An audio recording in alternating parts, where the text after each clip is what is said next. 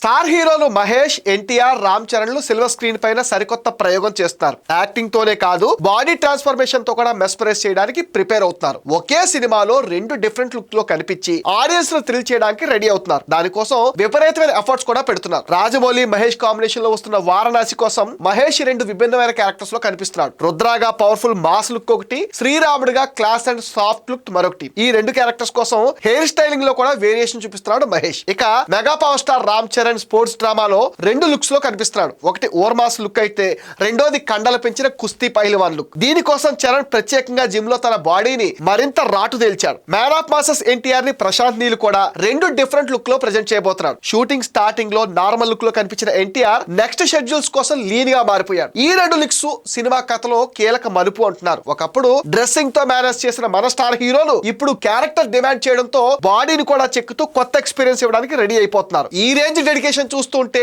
Theatre లో fans కు పూనకాల guarantee అంటున్నారు. మరి మీరేమంటారు? కమెంట్ చేసేయండి.